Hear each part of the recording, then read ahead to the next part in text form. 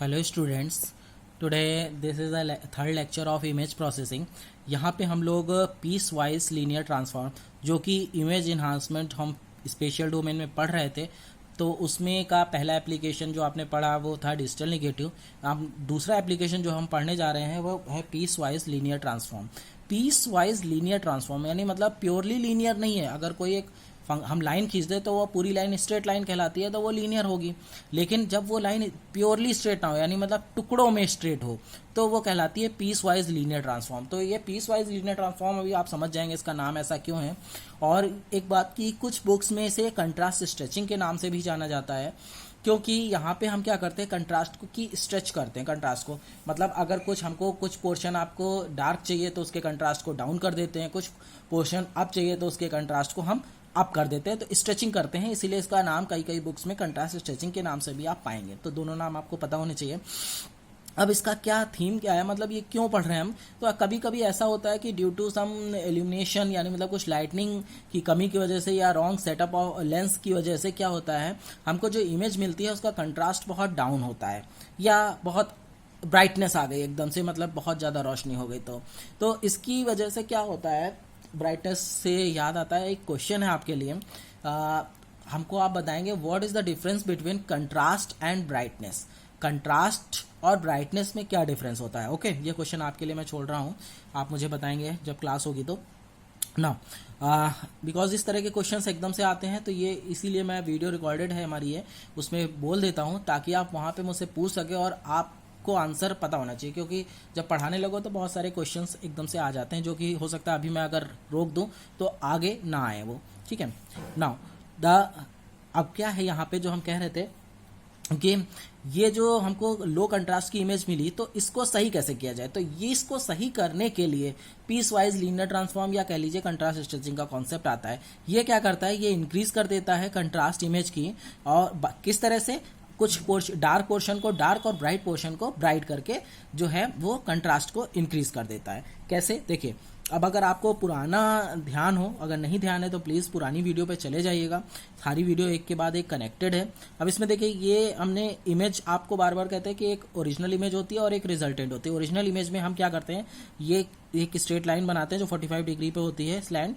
ठीक है, तो ये ओरिजिनल है क्योंकि यहाँ पे कोई भी जो जिस लेवल पे इनपुट था उसी लेवल पे आउटपुट है। ये तो डॉटेड लाइन आपको दिख रही है, ठीक है, ये आइडेंटिटी वैल्यू वाली। ठीक है, तो ये जो है आपकी ओरिजिनल थी।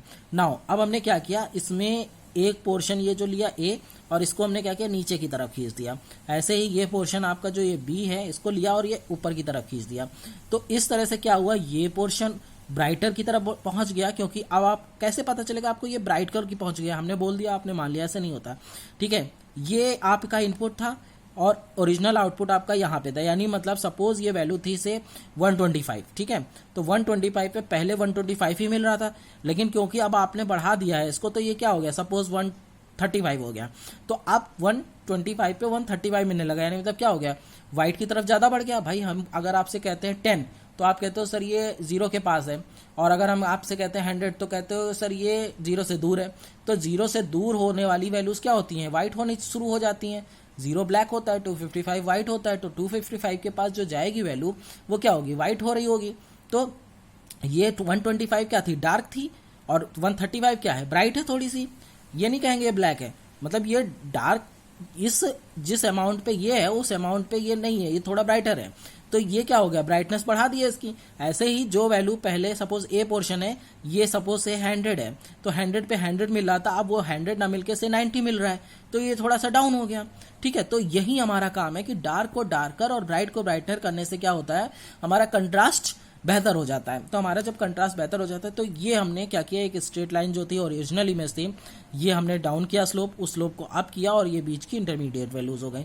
तो ये जो है स्लोप को एल मान लेते हैं, इसको एम मान लेते हैं, इसको एन मान लेते हैं, ये हमने मान लिया। ठीक है, अब हमको एक क्योंकि इक्वेशन बनानी होगी ना, जिसकी वजह से हमारा क्या है, रिजल्टेंट इमेज जनरेट होगी। और ये इनपुट ए है जिसका आउटपुट वी है, इनपुट बी है जिसका आउटपुट डब्ल्यू है। नाउ अब हम काम करते हैं। तो आपको पता है एक सिंपल सी equation y equal to M x plus c, straight line की इक्वेशन है बिल्कुल। तो हमारे पास यहाँ पे कुछ वैल्यूज बदल जाएंगे बिकॉज हम इनपुट आर लेते हैं और आउटपुट एस लेते हैं। तो एस इक्वल टू अब यहाँ पे क्या है, जैसे भाई होता है y equal to M x, तो y की जगह s हो गया, m की जगह यहाँ पे l है, x की जगह पे r है, तो एल आर प्लस सी, तो सी हमारा 0 है स्टार्ट में, तो जब 0 है तो 0 लिखे ना लिखे बात बराबर, ठीक है। तो यहां से लेकर a तक, तो 0 से लेकर a तक क्या इक्वेशन होगी, y equal to M x plus C, यानी मतलब एल आर प्लस सी, तो एल आर प्लस सी क्या है 0, ये हो गया। नाउ a से b तक, तो a से b तक, तो a से b तक, क्योंकि अब वो स्ट्रेट लाइन तो सेम तो नहीं रहेगी, अब यहाँ पे आपका इंटरसेप्ट भी आएगा, ठीक है, कुछ वैल्यूज भी आएंगी, तो a से b तक क्या होगी वैल्यू, क्वेश्चन वही रहेगी, उसको मॉडिफाई करना। स्लोप क्या है आपका m, ठीक है, और इंटरसेप्ट क्या था, a पे इंटरसेप्ट क्या मिला था v, तो c तो आपका जो इंटरसेप्ट हो गया वो v हो गया, स्लोप आपका ये हो गया। x क्या है, तो x पूरा तो नहीं है, तो क्या है, तो x आपके पास क्या था r, जिसमें से आप कितनी वैल्यू यूज कर चुके थे a, तो r में से a घटा दीजिए, आपको चाहिए क्या बेसिकली a से b तक, तो b तक लाने का काम ये कर रहा है, ठीक है। a आप यहां से हटा दीजिए, तो m into r minus a plus v, okay, समझ में आया। अगर नहीं आया तो एक बार सोचिए, y equal to M x plus c equation होती है जिसमें c इंटरसेप्ट होता है, ठीक है, x आपका x प्लेन होता है, जो कि यहाँ पे x की जगह हम r ले रहे हैं, और ये स्लोप्स हैं एल एम एन, ठीक। तो आप क्या कर चुके हैं, a तक वैल्यूज ले चुके हैं, तो आपको दूसरा तो बनाना ही पड़ेगा इक्वेशन, तो m आपने स्लोप ले लिया, अब r आप यहाँ पे रख लीजिए, a मत रखिए अभी, ठीक है, r रख लीजिए प्लस v, लेकिन अब आप r रखेंगे तो भाई r तो आपका ये पूरा हो जाएगा, तो ना आपको इधर का पोर्शन चाहिए ना आपको इधर का, तो इधर का नहीं चाहिए, वो ये रिस्ट्रिक्ट कर रहा है, आप a ले चुके हैं तो आप क्या करिए, सिंपली a माइनस कर दीजिए, ठीक है। उसके बाद ऐसे ही थर्ड पोर्शन के लिए बनेगा, इसको आप समझिएगा, ठीक है। l-1 तक क्यों है ये आप जानते हैं, 255 तक हमें काम करना है, ठीक। कोई क्वेरी हो तो अभी नोट डाउन कर लीजिएगा, फिर से वीडियो देख लीजिएगा, समझ लीजिएगा, फिर भी ना समझ में आए तो क्लास में दोबारा समझाऊंगा, ओके। तो ये 3 इक्वेशन बनती हैं जिसकी हेल्प से हमारा रिजल्टेंट ग्राफ इस तरह से हो जाता है किसी भी इमेज के लिए, ठीक है। तो अगर हमारे पास कोई इमेज ऐसी आ गई जिसका कंट्रास्ट गड़बड़ है, तो with the help of this concept of peace wise linear transform हम उसके कंट्रास्ट को अच्छा कर सकते हैं। अब आपने एक बात ध्यान दी होगी, पीस वाइज क्यों है, पहले स्ट्रेट लाइन इतने टुकड़ों पर, फिर इतना, फिर इतना, तो ये क्या हो गए, पीस वाइज लीनियर ट्रांसफॉर्म, इसीलिए इसका नाम पड़ा है, ठीक है। अब अगर कोई कहता है कि इसमें कंट्रास्ट हमेशा इंक्रीज होगा, नहीं, कंट्रास्ट इंक्रीज भी हो सकता है, कंट्रास्ट डिक्रीज भी हो सकता है, वो सब कुछ खेल जो होगा वो डिपेंड करेगा इसके स्लोप्स पे, एल एम और एन। एल की वैल्यू आप क्या करेंगे, नॉर्मल से डाउन कर देंगे, से 0 से कम कर देंगे, 0 से कम नहीं, 0 और 1 के बीच में रखेंगे, तो ऑब्वियस सी बात है, आप जानते हो 0 से 1 के बीच में अगर आप नंबर रखोगे और उसको आप किसी भी नंबर से मल्टीप्लाई कर दोगे तो छोटा हो जाएगा।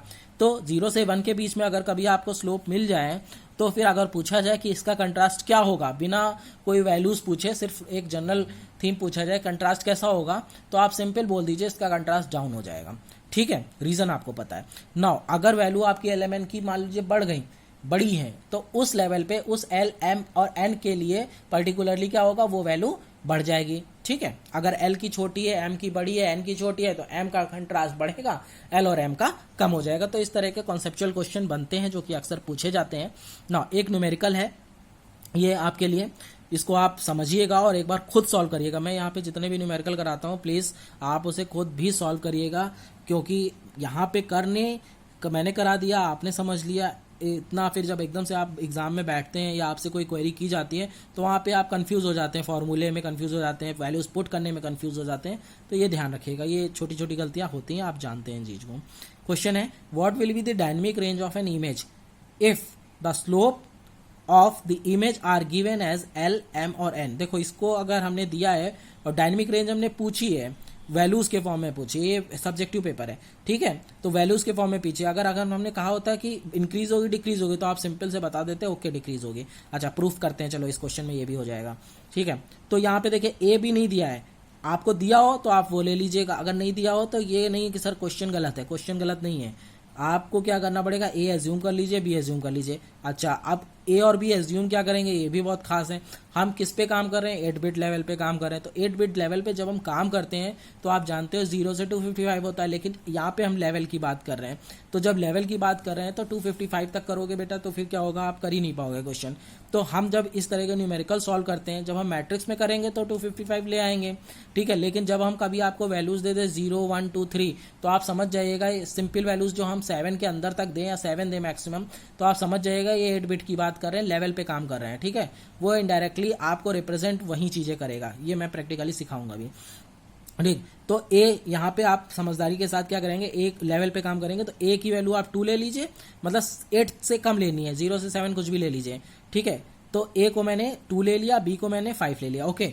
जब ए को 2 लिया और बी को 5 लिया तो आप देखिए 0 से 2 तक, तो पहले 0 से 2 तक चलते हैं। तो आर जब 0 है, तो आर जब 0 है तो आप इस पे ध्यान दीजिए, 0 से 2 तक फॉर्मूला क्या होगा, एल इंटू आर। तो आर जब 0 है, आर जब 1 है, आर जब 2 है, तो फॉर्मूला सेम रहेगा। तो एल क्या है हमारे पास, एल हमारे पास क्या है 0.2, तो 0.2, ठीक है। और आर क्या था 0, तो 0.2 इंटू 0 0 हो गया, 0.2 इंटू 1 0.2 हो गया, 0.2 इंटू 2 0.4 हो गया। अब यहाँ पे फॉर्मूला रुक जाएगा, ठीक है। अब आप एक चीज ध्यान दीजिएगा कि आर ए के जो ए था वो 2 था, तो ए पे वी क्या आ रहा है, ये ध्यान रखिएगा। तो ए पे वी क्या आ रहा है, ए पे वी, ए क्या था 2 था, तो वी माने एस, उस पे उस समय एस क्या होगा 4 होगा, तो ये वी ध्यान रखिएगा, ठीक है। नाउ अब क्या है, 3 से बी क्या था, बी क्या लिया था हमने 5 लिया था, तो 3 से 5 तक, 3 से 5 तक ये फॉर्मूला लगेगा। तो 3 से 5 तक में एम आर माइनस 1 ये आएगा। तो एम क्या है 0.5 दिया हुआ है, आर आप जानते हो हम 0 1 2 3 हो गया, वो 2 हो गया, 3 पे आ गए तो 3 हो जाएगा। ए क्या था, ए 2 था, हमने एज्यूम किया था। वी क्या था, वी अभी आपने निकाला है 0.4, ठीक है।